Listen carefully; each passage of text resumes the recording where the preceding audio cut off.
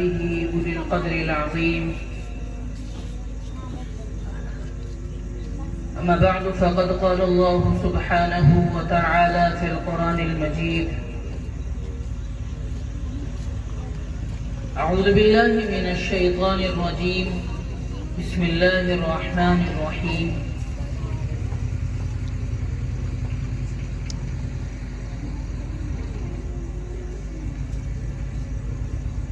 محمد رسول الله والذين معه أشداء على الكفار رحماء بينهم تراهم ركعا سجدا يبتغون فضلا من الله ورضوانا. وقال عز وجل: وما أرسلناك إلا رحمة للعالمين. وقال عز وجل: قل إن كنتم تحبون الله فاتبعوني يحببكم الله ويغفر لكم ذنوبكم والله غفور رحيم. وقال عليه الصلاة والسلام: طلب العلم فريضة على كل مسلم، أو كما قال عليه السلام: كل أمتي يدخلون الجنة إلا من أبى. قالوا يا رسول الله ومن يأبى؟ قال: من أطاعني دخل الجنة ومن عصاني فقد أبى. أو كما قال عليه السلام: الصحابي كالنجوم فبأيهم اقتديتم اهتديتم. صدق الله ومولانا العظيم. بدی کا زور تھا ہر سو جہالت کی گھٹائیں تھیں. بدی کا زور تھا ہر سو جہالت کی گھٹائیں تھیں. فساد و ظلم کی چاروں طرف پھیلی ہوائیں تھیں. کسی کو لوٹ لیتے تھے کسی کو مار دیتے تھے. کسی کو لوٹ لیتے تھے کسی کو مار دیتے تھے. کوئی سائل جو آ جاتا اسے دھتکار دیتے تھے. غرض پوری طرح جب وہ شرارت پر اتر آئے، غرض پوری طرح جب وہ شرارت پر اتر آئے، جناب رحمت للعالمین تشریف لے آئے. میرے عزیز ساتھیوں، پردہ نشین میری مائیں اور بہنیں، اسٹیج پر تشریف فرما معزز علماء کرام، تمام حاضرین مجلس، سب سے پہلے تو ہم سب کو اللہ رب العزت کا شکر ادا کرنا چاہیے کہ اس نے ہم سب کو اس دینی جلسے میں، اس مبارک محفل میں آنے کی توفیق بخشی. قابل مبارکباد ہیں استاد محترم قاری رضوان الحق صاحب اور آپ کے تمام رفقا، جن لوگوں نے بھی آپ کا اس پروگرام کو سجانے اور سنوارنے میں تعاون کیا ہے، وہ چاہے مالی اعتبار سے ہو یا جسمانی اعتبار سے ہو. یقیناً آپ حضرات مبارکباد کے مستحق. میرے بھائیوں، مجھے حکم ہوا ہے کہ عنوان سے متعلق چند گزارشات آپ حضرات کے درمیان پیش کی جائیں. ابھی حضرت مولانا آپ کے سامنے بیان کر رہے تھے، اپنے دل کی کیفیت بیان کر رہے تھے.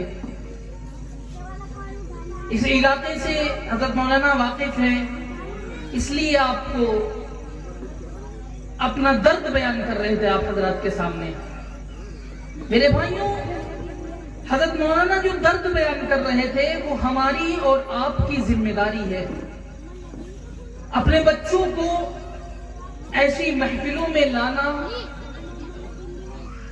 ایسی محفلوں میں بھیجنا، دین کا بنیادی علم سکھلانا اور خود سیکھنا، یہ ہر مسلمان پر فرض ہے.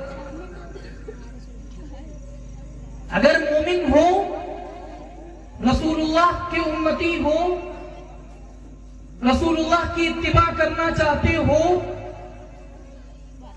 تو دین کا بنیادی علم سیکھنا اور اپنے بچوں کو سکھلانا تم پر ضروری ہے، فرض ہے.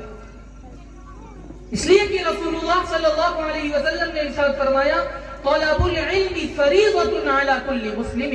علم کا طلب کرنا، علم کا حاصل کرنا ہر مسلمان پر فرض ہے. یہ ہماری اور آپ کی ذمہ داری ہے. اور خوب اچھی طرح یاد رکھیے، رسول اللہ صلی اللہ علیہ وسلم کی سخت وعید ہے. آپ نے فرمایا کلکم راع وکلکم مسئول عن رعیتہ.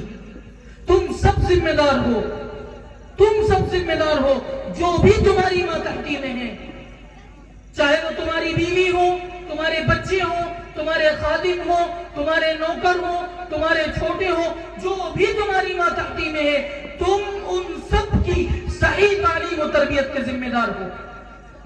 کل قیامت کے دن تمہاری پکڑ ہوگی. ہونا تو یہ چاہیے کہ تم خود اپنے بچوں کو سکھلاؤ. اگر تم نہیں سیکھ سکے، تمہیں نہیں آتا ہے، تمہارے بڑوں نے تمہاری فکر نہیں کی، تو کل قیامت کے دن ان کی پکڑ ہوگی. لیکن اگر تم نے اپنے چھوٹوں کو نہیں سکھلایا، تم نے اپنے چھوٹوں کی فکر نہیں کی، تو کل قیامت کے دن تمہاری پکڑ ہوگی.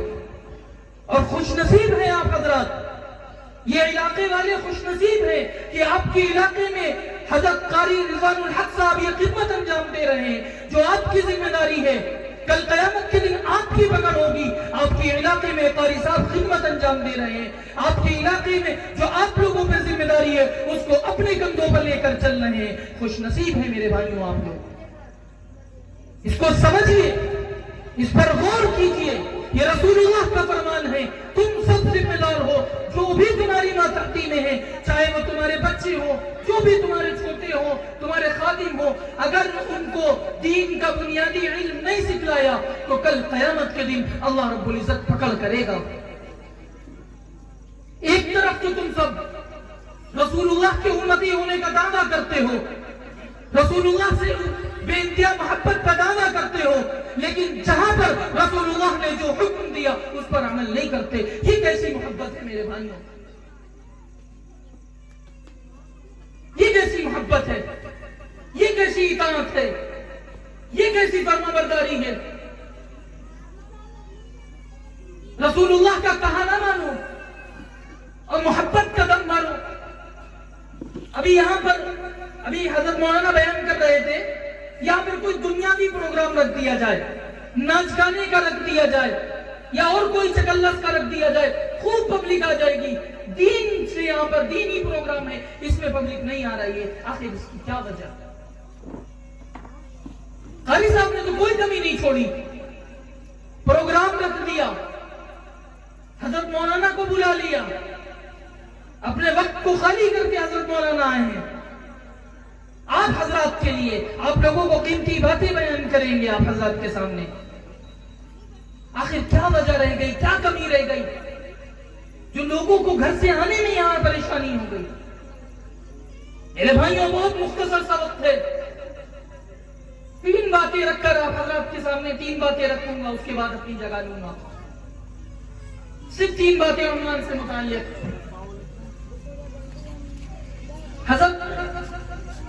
حضرت مولانا احمد علی لاہوری رحمت اللہ علیہ 3 لفظ لکھتے ہیں، وہ 3 لفظ آپ حضرات کے درمیان رکھ کر اپنی جگہ لوں گا. حضرت خوبصورت 3 لفظ لکھتے ہیں ادب، اطاعت، محبت. خوبصورت 3 لفظ لکھتے ہیں، ادب، اطاعت، محبت. اور حاشیے میں ہے یہ تینوں چیزیں، ادب، اطاعت، محبت، یہ تینوں چیزیں اگر بیٹے کے پاس نہ ہو تو وہ باپ سے فیض نہیں لے سکتا. یہ تینوں چیزیں اگر شاگرد کے پاس نہ ہو تو وہ استاد سے فیض نہیں لے سکتا. یہ تینوں چیزیں ادب، اطاعت، محبت اگر مرید کے پاس نہ ہو تو وہ پیر سے فیض نہیں لے سکتا. یہ تینوں چیزیں ادب، اطاعت، محبت اگر امتیوں کے پاس نہ ہو تو وہ نبی سے فیض نہیں لے سکتا. اللہ ہمیں حضور سے محبت نصیب فرمائے. اور جس کے سینے میں حضور سے محبت نہیں ہے نا، اس سے میری ہاتھ جوڑ کے یہ درخواست ہے کہ میرے بھائی وہ اپنے آپ کو مومن نہ کہے، اپنے آپ کو مومن کہہ کر بلا وجہ اسلام کو بدنام نہ کرے۔ دیکھیے میرے بھائیوں، نماز فرض ہے کہ نہیں ہے؟ نماز فرض ہے، روزہ فرض ہے، زکوٰۃ فرض ہے، حج فرض ہے۔ اس وقت جو عاقل ہے، بالغ ہے، ان پر عشاء کی نماز فرض ہے نہیں ہے؟ عشاء کی نماز عاقل بالغ پر فرض ہے۔ اس وقت کوئی اٹھے اور کہے کہ میں فجر کی نماز پڑھنے جا رہا ہوں، قضا پڑھے تو بات الگ ہے، یہ کہہ کر اٹھے کہ میں آنے والی فجر کی نماز پڑھنے جا رہا ہوں، تو کیا نماز ہو جائے گی؟ نہیں ہوگی۔ روزہ فرض ہے لیکن ان دنوں فرض نہیں ہے۔ جب تک رمضان المبارک کا چاند نہ نظر آ جائے تب تک روزہ فرض نہیں ہے۔ زکوٰۃ فرض ہے، آپ کے پاس بہت سارا پیسہ آ جائے، کروڑوں روپے آ جائے، آپ کے اوپر زکوٰۃ فرض نہیں ہے۔ جب تک وہ مال آپ کی ملکیت میں 1 سال نہ رہے آپ کے اوپر زکوٰۃ فرض نہیں ہے۔ آپ کے پاس اور بہت سارا پیسہ آ جائے، کروڑوں روپے آ جائے، آپ کے اوپر حج فرض نہیں ہے۔ حج نہیں فرض ہے جب تک آپ کی زندگی میں ذی الحج نہ آ جائے، وہ چاہے پیسے آنے کے 8 دن کے بعد آ جائے، 10 دن کے بعد آ جائے، 1 مہینے کے بعد آئے، چاہے 2 مہینے، چاہے 5 مہینے، چاہے 10 مہینے کے بعد آ جائے، جب تک ذی الحج آپ کی زندگی میں نہیں آئے گا آپ کے اوپر حج فرض نہیں ہے۔ ابھی کوئی شخص یہاں سے مکے پہنچ جائے، عرفات کے میدان میں احرام باندھ کے چلا جائے اور کہے میں حج کرنے آیا ہوں، کیا اس کا حج ہو جائے گا؟ نہیں ہوگا۔ نماز فرض ہے وقت آنے پر، روزہ فرض ہے وقت آنے پر، زکوٰۃ فرض ہے مال اور وقت آنے پر، حج فرض ہے مال اور وقت آنے پر، لیکن محبت مصطفیٰ فرض ہے سانس آنے پر۔ جس کے سینے میں سانس چل رہی ہے نا، اس کے اوپر حضور سے محبت فرض ہے۔ یہ میرا نہیں قول ہے، کسی عالم کا قول نہیں ہے، کسی مفتی کا قول نہیں ہے، بلکہ خود آقا کا فرمان ہے۔ آقا فرماتے ہیں لا یؤمن احدکم حتی اکون احب الیہ من والدہ وولدہ والناس اجمعین۔ جس کے سینے میں محمد اتنا محبوب نہ ہوں کہ اس کے والدین سے زیادہ، اس کی اولاد سے زیادہ، بیوی بچوں سے زیادہ، عزت آبرو سے زیادہ، مال و دولت سے زیادہ، سونے چاندی سے زیادہ، ہیرے جواہرات سے زیادہ، ہر چیز سے زیادہ جب تک میں محبوب نہ ہو جاؤں تو وہ سب کچھ ہو سکتا ہے۔ وہ پروفیسر ہو سکتا ہے، وہ ڈاکٹر ہو سکتا ہے، وہ انجینئر ہو سکتا ہے، وہ سائنسداں ہو سکتا ہے، وہ IAS ہو سکتا ہے، وہ PCS ہو سکتا ہے، وہ سب کچھ ہو سکتا ہے، وہ بزنس مین ہو سکتا ہے، لیکن سب کچھ ہو سکتا ہے، مومن نہیں ہو سکتا۔ مومن وہ ہے جس کے سینے میں محمد ہر چیز سے زیادہ محبوب ہوں۔ میں نے آپ سے عرض کیا تھا، شروعات میں عرض کیا تھا، 3 چیزیں: ادب، اطاعت، محبت۔ جلدی 3 باتیں رکھ کر آپ کے سامنے سے جگہ لوں گا اپنی۔ 3 چیزیں: ادب، اطاعت، محبت۔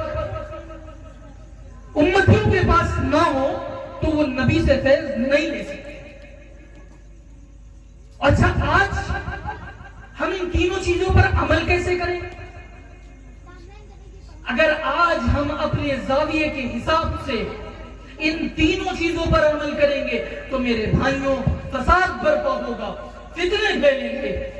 ان تینوں پر عمل کرنا ہے تو ہمیں یہ تینوں چیزیں ملیں گی کہاں سے؟ یہ ہمیں ملیں گی در صحابہ سے۔ کہاں سے ملیں گی؟ در صحابہ سے۔ اس لیے کہ صحابہ سے بڑھ کر رسول اللہ کا ادب کوئی کر ہی نہیں سکتا، صحابہ سے بڑھ کر رسول اللہ کی اطاعت کوئی کر ہی نہیں سکتا، صحابہ سے بڑھ کر رسول اللہ سے محبت کوئی نہیں کر سکتا۔ ادب مصطفیٰ صحابہ کا درس، ادب مصطفیٰ۔ رسول اللہ صلی اللہ علیہ وسلم جب یثرب پہنچے نا، اس وقت یثرب تھا۔ آج کے کلاموں میں یثرب نہیں کہنا چاہیے، یثرب کہتے ہیں بیماری والی جگہ کو۔ جب رسول اللہ صلی اللہ علیہ وسلم وہاں پہنچے، آپ نے سنا ہوگا، کئی مرتبہ سنا ہوگا، علماء اکرام سے سنا ہوگا کہ رسول اللہ جب وہاں پہنچے آپ نے حکم دیا کہ میری اونٹنی جہاں بیٹھے گی میرا قیام وہاں ہوگا۔ اونٹنی بیٹھتی ہے حضرت ابو ایوب انصاری کے مکان پر۔ یہ وہ مکان تھا جس کو تبا بادشاہ نے بنوایا تھا۔ تبا بادشاہ نے اس مکان کو بنوایا تھا۔ تبا بادشاہ بستی والوں سے جنگ کرنے آیا، مدینے والوں سے جنگ کرنے آیا تھا۔ اس نے بستی کے باہر آ کر للکار لگائی، بستی والوں باہر نکلو، میں تم سے جنگ کروں گا۔ دیکھیں جنگ ہوتی ہے، دن بھر جنگ چلتی ہے، شام میں دیکھتا ہے کہ بستی والے اس کے لیے کھانا لے کر آ رہے ہیں۔ وہ تعجب میں آ جاتا ہے، کہتا ہے میں تو اس بستی سے جنگ کرنے آیا ہوں، باقاعدہ جنگ چل رہی ہے اور یہ کیسی بستی ہے کہ میرے لیے کھانا لے کر آ رہی ہے۔ اس وقت قافلے میں علماء بھی ہوتے تھے، حکیم بھی ہوا کرتے تھے، فوجی بھی ہوا کرتے تھے۔ وہ اس وقت جو علماء کو بلاتا ہے، یہودی علماء کو پوچھتا ہے، ان کے سامنے بات رکھتا ہے، کہتا ہے مجھے اس بستی کے بارے میں بتلاؤ۔ علماء کتابیں کھولتے ہیں، اس کو بتلاتے ہیں، اے تبا تو اس بستی کو فتح نہیں کر سکتا، اس لیے کہ اس بستی میں اللہ کا آخری پیغمبر آئے گا۔ وہ اس بات سے بہت متاثر ہوتا ہے، وہ بہت متاثر ہوتا ہے، متاثر ہو کر ایک مکان، عالیشان مکان تیار کرواتا ہے۔ یہ 2 منزلہ مکان ہے، اور اس مکان کو تیار کرانے کے بعد ایک صاحب کو چابی دیتا ہے، کہتا ہے ممکن ہے کہ میں اس آخری نبی کا دیدار نہ کر سکوں، لیکن اس چابی کو تو رکھ، اگر تیری زندگی میں بھی وہ نبی نہ آئے تو اس چابی کا سلسلہ آگے بڑھتا رہے گا۔ وہ چابی کا سلسلہ آگے بڑھتے بڑھتے بڑھتے بڑھتے حضرت ابو ایوب انصاری کے پاس پہنچتا ہے۔ یہ وہ مکان کا 2 منزلہ مکان ہے۔ ادب مصطفیٰ بیان کر رہا ہوں، ادب مصطفیٰ صحابہ سے بڑھ کر کوئی نہیں کر سکتا۔ اللہ کے رسول صلی اللہ علیہ وسلم مکان پر تشریف فرما ہے، آرام فرمانے کے لیے لیٹتے ہیں۔ آپ فرماتے ہیں حضرت ابو ایوب انصاری سے کہ میں نیچے آرام کروں گا۔ حضرت ابو ایوب انصاری عرض کرتے ہیں یا رسول اللہ آپ اوپر آرام کر لیجئے۔ اللہ کے رسول فرماتے ہیں نہیں میں نیچے آرام کروں گا۔ حضرت ابو ایوب انصاری عرض کرتے ہیں یا رسول اللہ آپ اوپر آرام کر لیجئے۔ اللہ کے رسول فرماتے ہیں نہیں میں نیچے آرام کروں گا۔ آپ آرام کرنے کے لیے لیٹ جاتے ہیں، ادب مصطفیٰ، آپ آرام کرنے کے لیے لیٹ جاتے ہیں۔ ساری رات حضرت ابو ایوب انصاری اور ان کی اہلیہ اوپر دیوار سے لگ کر یوں کھڑے رہتے ہیں، اس لیے کہ کہیں ان کے پاؤں وہاں نہ آ جائے جہاں نیچے رسول اللہ صلی اللہ علیہ وسلم آرام فرما رہے ہیں۔ ادب مصطفیٰ صحابہ سے بڑھ کر کوئی نہیں کر سکتا، اطاعت مصطفیٰ صحابہ سے بڑھ کر کوئی نہیں کر سکتا۔ رسول اللہ صلی اللہ علیہ وسلم منبر پر جلوہ افروز ہیں، ایک صحابی کھڑے ہوئے، اپنے فرمایا اجلس، بیٹھ جاؤ۔ ایک دوسرے صحابی ابھی مسجد میں داخل ہو رہے ہیں، ایک پاؤں مسجد کے اندر ہے، ایک مسجد کے باہر ہے، وہیں بیٹھ جاتے ہیں، چپل والی جگہ پہ بیٹھ جاتے ہیں۔ ایک دوسرے صحابی ان سے پوچھتے ہیں رسول اللہ صلی اللہ علیہ وسلم نے آپ کو تو حکم نہیں دیا تھا، یہ بیٹھنے کا حکم آپ کو تو نہیں دیا تھا، پھر آپ کیوں بیٹھ گئے؟ وہ صحابی کہتے ہیں مجھے معلوم ہے رسول اللہ نے یہ حکم ہمیں نہیں دیا، لیکن یہ کیسے ممکن ہے کہ رسول اللہ کا حکم میرے کانوں میں پڑا ہو اور میں کھڑا رہوں؟ اطاعت مصطفیٰ صحابہ سے بڑھ کر کوئی نہیں کر سکتا، محبت مصطفیٰ صحابہ سے بڑھ کر کوئی نہیں کر سکتا، محبت مصطفیٰ صحابہ کے در سے۔ حضرت امیر معاویہ رضی اللہ تعالی عنہ روایت کرتے ہیں کہ رسول اللہ صلی اللہ علیہ وسلم ایک دن مسجد نبوی میں داخل ہوتے ہیں، صحابہ کی ایک جماعت مسجد کے صحن میں بیٹھی ہوئی ہے، آپ اس جماعت کے قریب آتے ہیں، قریب آ کر آپ فرماتے ہیں اے صحابہ ما اجلسکم، اے صحابہ ما اجلسکم، تم اس طرح کیوں بیٹھے ہوئے ہو؟ تمہارے اس طرح بیٹھنے کا کیا مقصد ہے؟ تم یہاں کیوں بیٹھے ہوئے ہو؟ صحابہ اکرام کی وہ جماعت رسول اللہ صلی اللہ علیہ وسلم سے عرض کرتی ہے یا رسول اللہ جلسنا نذکر اللہ ونحمده علی ما هدانا للاسلام الاسلام ومنا علینا بک. یا رسول اللہ ہم اس لیے بیٹھے ہوئے ہیں کہ ہم اللہ کا ذکر کر رہے ہیں, اس کی حمد و ثنا بیان کر رہے ہیں, اس کا شکر ادا کر رہے ہیں اس بات پر کہ اس نے ہم کو ہدایت اسلام سے نوازا اور آپ کی صورت میں ہم پر کرم فرمایا. وَمَنَّا عَلَيْنَا بِكَ, آپ کی صورت میں ہم پر کرم فرمایا. ہم اس لیے اللہ کا شکر ادا کر رہے ہیں. محبت مصطفیٰ صحابہ سے بڑھ کر کوئی نہیں کر سکتا. رسول اللہ صلی اللہ علیہ وسلم فرماتے ہیں, اے صحابہ تم جو کہہ رہے ہو اس بات کی قسم بتا سکتے ہو؟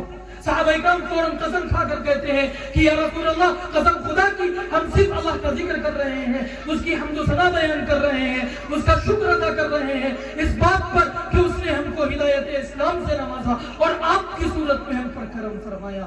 رسول اللہ فرماتے ہیں, اے صحابہ مجھے تمہارے قول کی صداقت پر کوئی شک نہیں تھا. میں نے تم سے قسم اس لیے نہیں کھلوائی تھی کہ مجھے تمہارے قول کی صداقت پر شک تھا, بلکہ ماجرا کچھ اور تھا. ماجرا یہ تھا, اتانی جبریل میرے پاس آئے, فاخبرنی ان اللہ یباہی بکم الملائکہ. جبریل نے آ کر مجھے خبر دی, جبریل نے آ کر مجھے بتلایا, اے صحابہ تمہارے اس طرح بیٹھنے کی وجہ سے اللہ رب العزت فرشتوں کے درمیان فخر کر رہا ہے اور یہ کہہ رہا ہے کتنے قدردان ہیں, اتنے قدردان ہیں, میں نے ان کو ایک نعمت عطا کی, آج بھی بیٹھے اس کا شکر ادا کر رہے ہیں.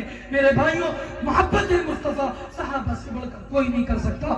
آج ہمیں ضرورت ہے ان تینوں چیزوں پر عمل کرنے کی, اور عمل کے لیے صحابہ سے بڑھ کر ہمارے لیے اور کوئی آئیڈیل ہو ہی نہیں سکتا. اللہ رب العزت کہنے سننے سے زیادہ عمل کی توفیق عطا فرمائے. فضول جان کے گل کر دیا ہے جن چراغوں کو, فضول جان کے گل کر دیا ہے جن چراغوں کو, وہی چراغ جلاؤ تو روشنی ہوگی. اللہ رب العزت کہنے سننے سے زیادہ عمل کی توفیق عطا فرمائے. آمین. وآخر دعوانا الحمد للہ رب العالمین.